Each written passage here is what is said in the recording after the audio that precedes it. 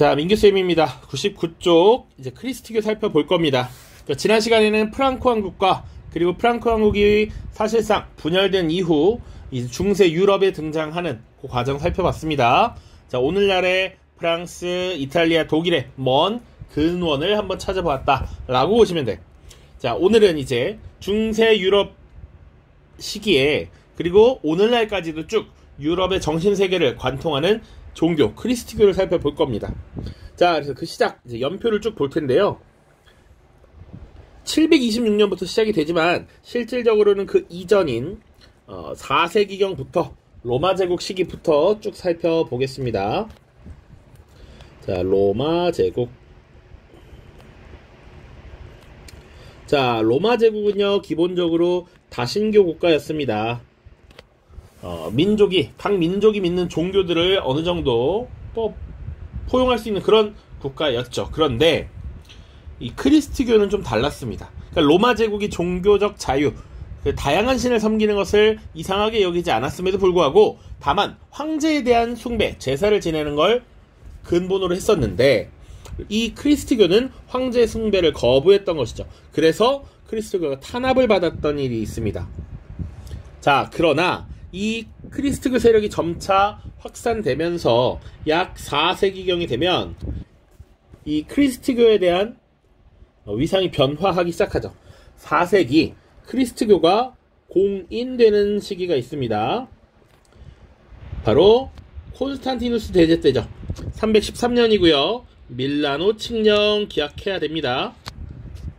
그리고 시간이 좀 더 지난 뒤에는 이 크리스트교가 국교화되죠. 로마 제국의 국가 종교로 발돋움하는 겁니다. 바로 테오도시우스 대제 때입니다. 요거 기본적으로 깔고 가야지. 자, 그러다 보니 당연히 이 로마가 국가 종교로서 어마어마하게 성장을 하게 되고요. 이때 원래 옛 로마 제국의 영역 내에 큰 5개의 교회가 등장을 하게 됩니다. 그러니까 로마 교회 말고도 콘스탄티노폴리스, 그리고 안티오크, 예루살렘, 알렉산드리아 이 5개의 큰 교회가 성립이 되었다. 자, 그런데 문제는 뭐냐면 476년이 되면 로마 제국이 동서로마로 분열된 이후에 서로마 제국이 무너졌습니다. 그쵸? 서로마 제국이 멸망되었어. 그 이후에 동로마는 그대로 남아있고 서로마가 무너지면서 서로마의 옛 땅에는 게르만족의 일파들이 세운 여러 나라가 존재했습니다. 자, 그럼에도 불구하고 여전히 교회는 이 서로마 지역을 관할하는 교회가 남아있었다. 동로마도 마찬가지고요. 그렇게 운영이 되는 겁니다. 자, 그 가운데 우리가 이제 중심적으로 다룰 동서교회의 분열이라고 하는 주제가 등장하게 됩니다. 그러면 동서교회는 왜 분열했는가 부터 봐야 해. 자, 자세한 내용은 우리가 밑에서 다룰 테지만 동서교회가 분열된 가장 결정적인 사건이 뭐냐라고 하면 726년에 비잔티움 제국의 황제였던 레오 3세가 성상 파괴령 혹은 성상 숭배 금지령을 내린 것이 기점이 됩니다. 자, 기본적으로 성상이라고 하는 것은 신을 형상화해서 만든 것이라고 생각하면 됩니다.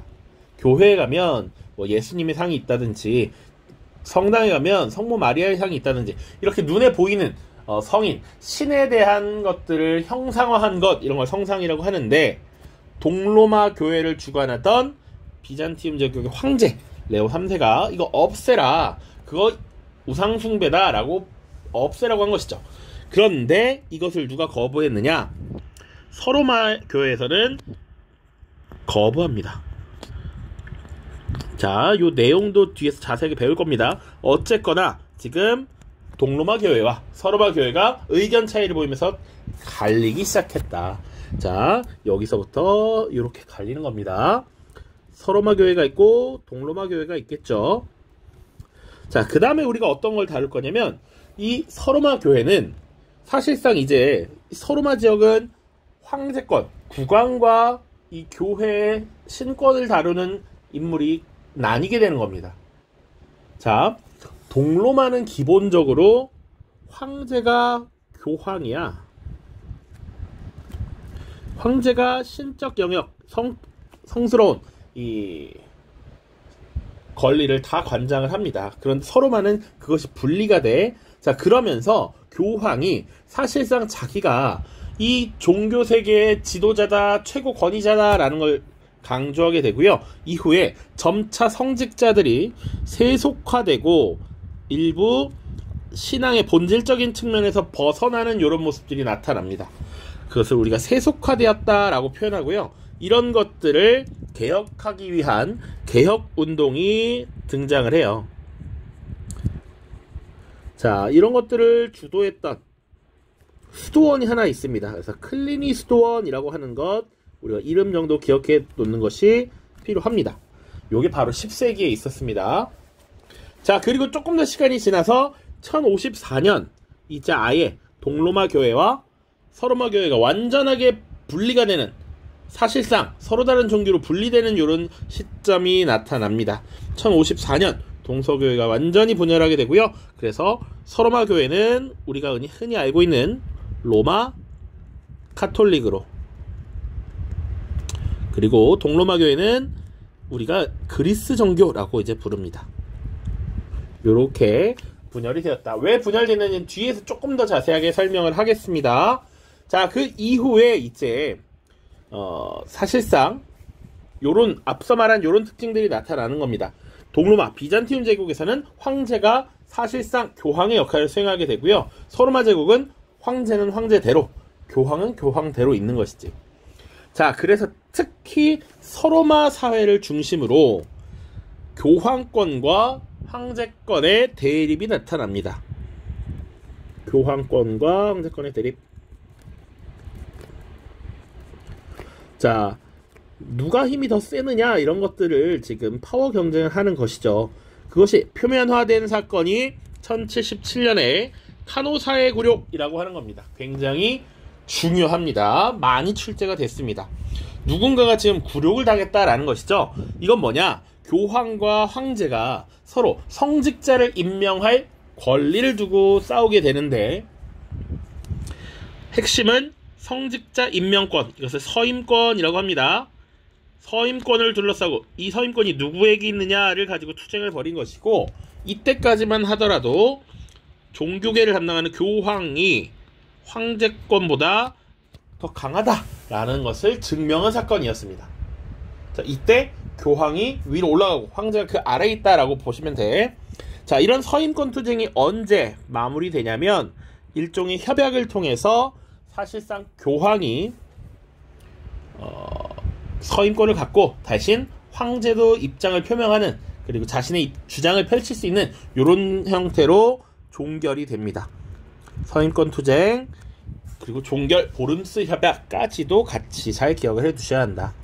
자, 그런데 중간에 큰 이벤트가 하나 벌어집니다. 바로 1096년부터 벌어진 십자군 전쟁인데요. 요건 뭐냐면, 기본적으로 우리 십자군 전쟁은 언급은 과거에 한 적이 있습니다. 분명히 이슬람 세계와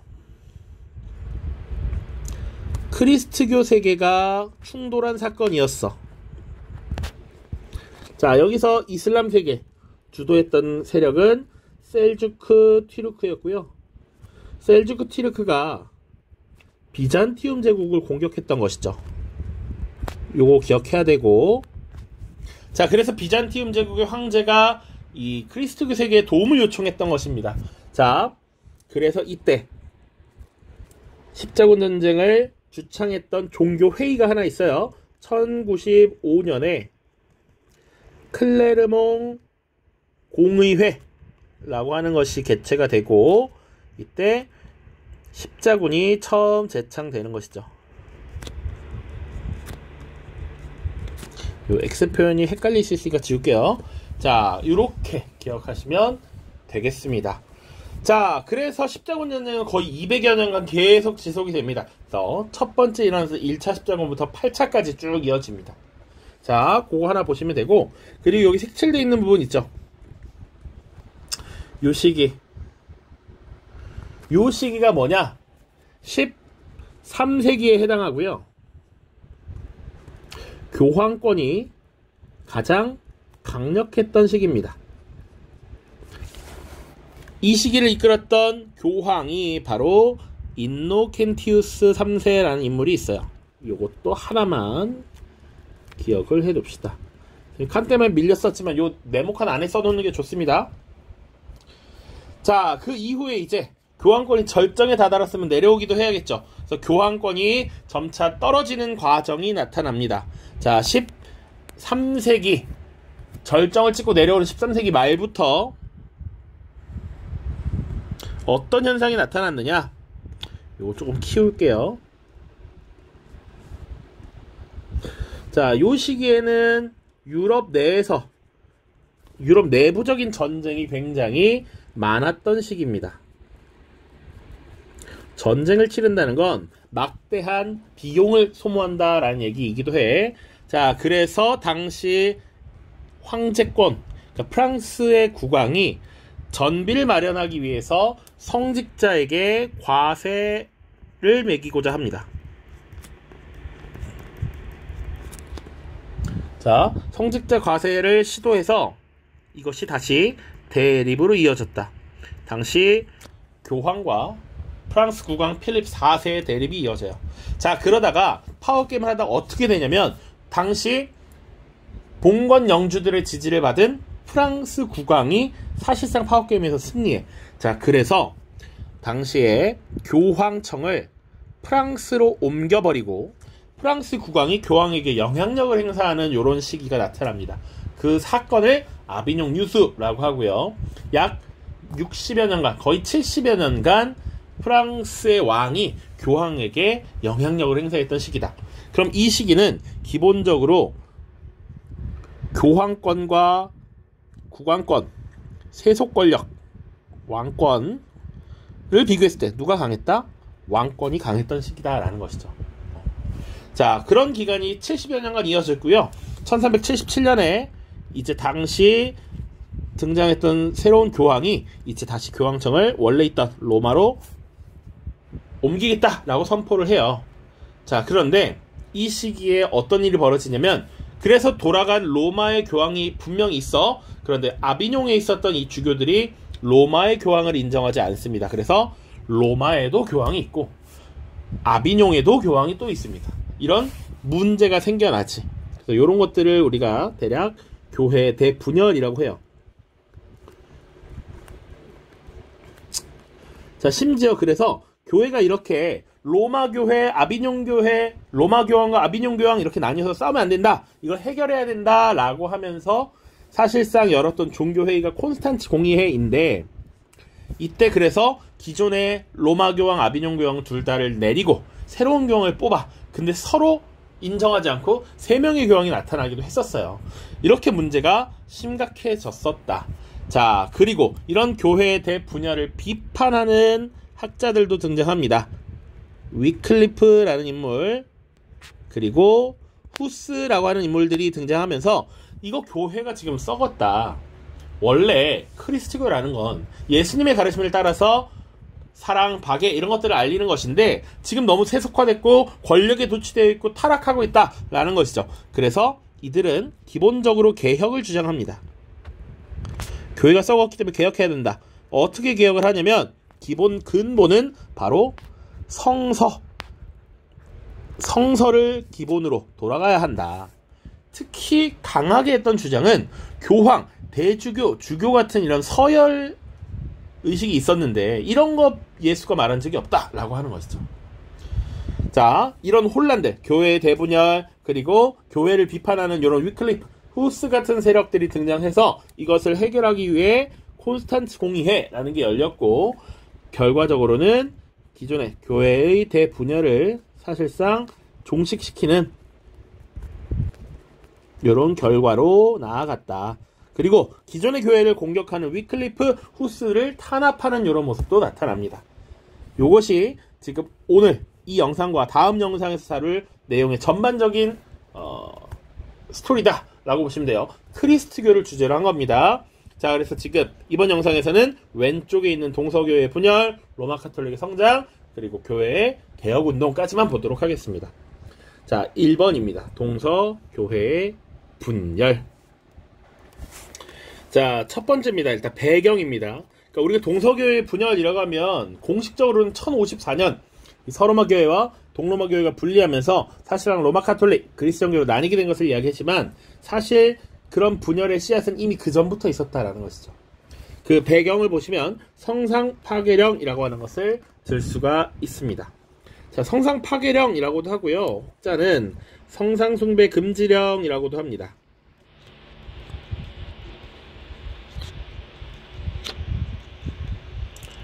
자, 기본적으로 성상 숭배 금지령, 파괴령, 이거 누가 내렸느냐? 비잔티움 제국의 황제였던 레오 3세가 반포를 했습니다. 자, 왜 그랬는가부터 봐야 돼. 동로마와 서로마의 특징부터. 자, 이 시기면 이미 서로마는 무너졌죠. 프랑크 왕국이 들어왔던 시기입니다. 근데 이 서로마 교회의 관할 구역에는 기본적으로 게르만족이 많았지. 게르만족은 기본적으로 이민족이란 말이야. 우리말로 우리 흔하게 오랑캐들이야. 약간 이 문명에 대한 깊이 있는 이해가 있지 않은 상황이야. 그리고 이 이민족들, 유목민족인 이 게르만에게 종교, 교리를 가르치기 위해서는 사실 눈에 보이는 뭔가가 있는 게 훨씬 편했던 것이죠. 자, 그래서 이 서로마에는 성상이 괜히 많이 만들어집니다. 눈에 보여야 믿지. 신이라고 해도 눈에 보여야 더 확실히 믿을 수 있잖아요. 그래서 열심히 만들었는데 비잔티움 제국 황제가 그것을 금지시켰지. 그랬기 때문에 서로마 교회는 이것을 거부합니다. 그리고 오타입니다. 서로마 교회로 바꿔야 됩니다. 서로마 교회가 거부했습니다. 게르만족에게 쉽게 포교를 하고 전도를 하기 위해서는 분명히 성상이 필요했다라는 것이죠. 자, 그러면서 사실은 동로마 지역의 교회와 서로마 지역의 교회가 갈등이 시작되었다라고 보시면 돼요. 자, 그리고 직접적으로 딱 분열이 된 건 1054년입니다. 자, 로마의 카톨릭, 교황을 중심으로 하는 서로마의 로마 카톨릭과 비잔티움 황제가 그 대장을 겸하는 그리스 정교로 나뉘었다. 왜 나뉘었는지를 밑에 지도와 관련해서 또 볼게요. 자, 6세기 유럽의 정세 그리고 크리스토의 발전이라고 되어 있는데 여기 아까 선생님이 얘기했던 5대 교회가 나와 있습니다. 여기 로마 교회가 있고요. 콘스탄티노폴리스 교회가 있죠. 그리고 안티오크 성지였던 예루살렘, 그리고 이집트 알렉산드리아가 있습니다. 이것을 5대 교회라고 합니다. 이게 6세기 때야. 비잔티움 제국이 겁나 넓었을 때 사실상 이 비잔티움 제국의 영역을 지금 보여주는 거죠. 자, 그랬는데 문제는 뭐냐면 시간이 좀 더 지나면서 7세기, 8세기가 되면 어떻게 되느냐 이거야. 이슬람 세력이 성장하면서 유럽에 진출하기 시작하죠. 자, 7세기 622년에 헤지라라는 것이 일어나고 이슬람 세력이 점차 아라비아 반도를 통일했죠. 무함마드 때입니다. 잘 봐. 그리고 나서 정통 칼리프 시대 때 누굴 점령했어요? 사사왕조 페르시아를 정복했죠. 그리고 지금 이집트까지 진출하고 있고 우마이야 왕조 때는 심지어 북부아프리카 전역을 장악해서 이베리아 반도까지 진출을 한단 말이지. 자, 이런 상황에서 지금 5대 교회 중에 몇 개가 이슬람에게 넘어갑니까? 최소한 요 3개가 이슬람에게 넘어가는 상황이었죠. 그러니까 이 로마의 대장 그리고 콘스탄티노폴리스의 대장만 남아있는 상태였고 심지어 비잔티움 제국은 이 이탈리아 반도에 있는 로마 교회에는 영향력을 행사하기 어려웠던 상황입니다. 자, 그래서 이 콘스탄티노폴리스의 대장과 로마 교회의 대장이 사실상 그리스도교 세계의 2개의 태양이 되겠는데 이들이 결론적으로 계속 치고받고 붙었던 것이죠. 자, 당시 비잔티움 제국은 전쟁을 계속 치르면서 굉장히 약화된 상태에서 동로마, 그러니까 콘스탄티노폴리스의 대주교의 권위가 점점 높아지고 있던 상황입니다. 그래서 당시 비잔티움 제국의 황제가 로마 교회 총대주교, 그 교황에게, 사실상 교황에게 견제해달라라고 요구를 했었고, 그 로마 교황의 어떤 그런 처분에 대해서 콘스탄티노폴리스 대주교가 거부하는, 반발하는 이런 상황이 생겨났던 것이죠. 그래서 분열이 된 겁니다. 그러니까 로마 교회에서 교황이 콘스탄티노폴리스 대주교에게 무언가를 이야기를 했고, 그리고 이들을 견제하기 위해 했는데 콘스탄티노폴리스에서 로마 교황의 이런 사절단이나 이런 것들 무시하면서 갈라서게 되었다. 뭐 이 스토리가 중요한 건 아니고 1054년에 그래서 로마를 중심으로 하는 서로마 교회, 콘스탄티노폴리스를 중심으로 한 동로마 교회가 완전히 갈라섰다라는 것이죠. 그래서 주로 서방 세계, 서유럽 세계에 영향을 미친 것이 로마 카톨릭이고, 그리스 정교는 그럼 어디에 영향을 끼쳤느냐? 당연히 동방이니까 동유럽 지역, 그리고 조금 더 나아가서는 러시아에도 지금 이 그리스 정교가 많이 퍼지게 됩니다. 그 정도만 기억하시면 돼요. 자, 그리고 이 로마교회의 대장이 자신을 교황이라고 표현을 해요. 교회의 최고 권위자인 거지. 이 로마교회가 뭐 사도 베드로가 어쩌고저쩌고 해서 막 교황이라고, 내가 더 높아, 콘스탄티노폴리스에 있는 애보단 내가 더 낫지, 내가 더 의미가 있지, 이렇게 얘기를 했단 말이야. 자, 그래서 여기는 여러 왕들이 따로따로 있고 교권을 수호하는 교황이 있는 반면에, 동서교회 분열 이후에는 사실상 비잔티움 제국의 황제가 교황을 겸하는 황제 교황주의라고 하는 것이 나타납니다. 요거 하나의 특징이에요. 비잔티움 제국 들어가면 또 다룰 내용이긴 합니다. 자, 그래서 동서교회가 성상 파괴령이라고 하는 것이 발표되면서 이미 그 씨앗이 나타났고, 본격적으로는 11세기에 딱 분열이 돼서 로마 카톨릭과 그리스 정교로 나뉘었다 정도로 보시면 돼요. 자, 그러면 이제 로마 카톨릭은 어떻게 성장했느냐를 볼 거야. 오른쪽에 있는 교황과 황제권의 대립도 마찬가지입니다. 서로마 교회를 중심으로 보는 거예요. 자, 성장 보시면 서유럽에서 교세를 확장해서 유럽인의 정신세계와 일상생활을 지배했죠. 그래서 우리가 지금 이 다루는 시기가 중세 유럽인데, 중세 유럽이라고 하면 기본적으로 신중심의 사회. 모든 것이 다 신으로 연결되는 시기였다라고 보시면 되고요. 그리고 이 로마 카톨릭 교회의 대장, 교황이라는 존재가 있죠. 교황. 자, 이 교황은 어떻게 그러면 이런 절대적인 지위와 권력을 갖게 되었는가? 대관식이라는 것을 통해서 국왕의 통치에 신적인 권위를 부여하는 이런 형태로 나아갔습니다. 그러니까 국왕은 신으로부터 그 권한을 부여받았어. 그러니까 신과 인간 세계를 연결하는 종교적 지도자인 나 교황이 왕에게 왕관을 씌워주는 이런 의식 행사를 진행하게 한 겁니다. 대표적인 사례가 800년에 있었던 사례야. 프랑크 왕국에 카롤루스 대제가 있죠. 카롤루스 대제에게 서로마 제국의 황제의 관을 씌워준 교황 레오 3세가 있습니다. 얘는 교황이에요. 그러니까 왜 이 얘기를 또 하냐면,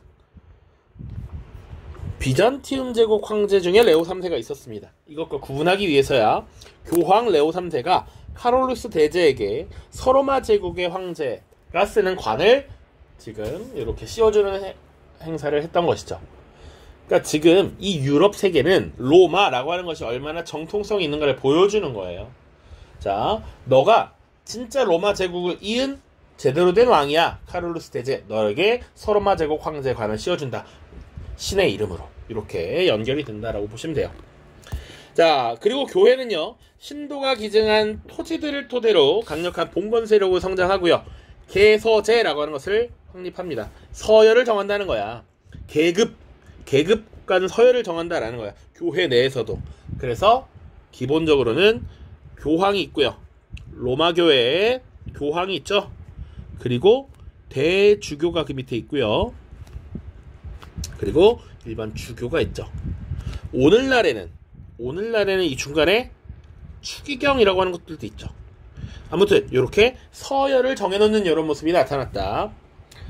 자, 그런데 이렇게 로마 카톨릭 교회가 점점 성장하면서 토지를 계속 받고요, 금전적으로도 경제적으로도 성장하는 이런 모습이 나타납니다. 그 과정에서 교회가 세속화되었다.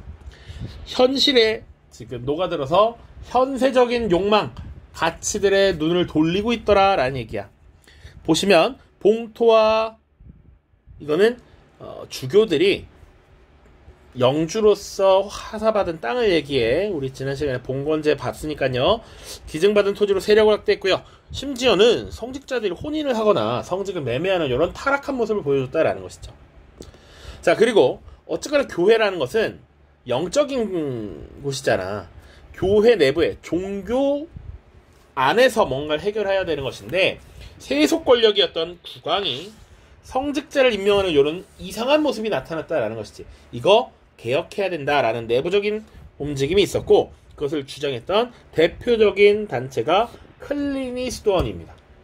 10세기 초의 일이고요. 이 클리니스도원에서 어떤 것들을 주장했느냐?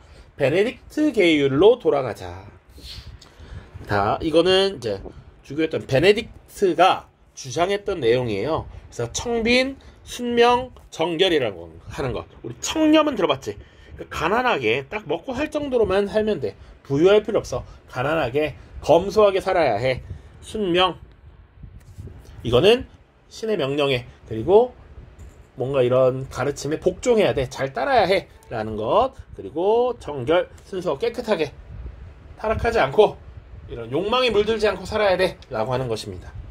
자, 그래서 이 베네딕트 계율로 돌아가서 교회를 개혁하고 우리가 이렇게 생활하자 라고 주장하면서 가장 많이 했던 활동들이 뭐냐면, 그래서 우리는 검소하게 노동의 가치를 소중하게 여겨야 해. 그리고 성서, 예수님의 가르침을 옮겨 적는 필사를 굉장히 강조했습니다. 자, 이런 것들이 나중에 어떤 영향을 미치느냐? 중세 유럽에서는 고전 연구가 굉장히 활성화되고요. 그리고 기본적으로 수도원에서는 부속 학교를 많이 설치합니다. 그럼 부속 학교인 스콜라가 등장하는 이런 모습들이 나타나더라. 또 문화 파트 가면 다루겠지만 스콜라 철학이라고 하는 것도 등장을 해요. 그런 것들 우리가 쭉 살펴볼 수 있겠습니다. 자, 다음 영상에서는 이제 교황과 황제의 대립, 그리고 서유럽의 문화까지 살펴보도록 하겠습니다. 고생 많았습니다. 안녕.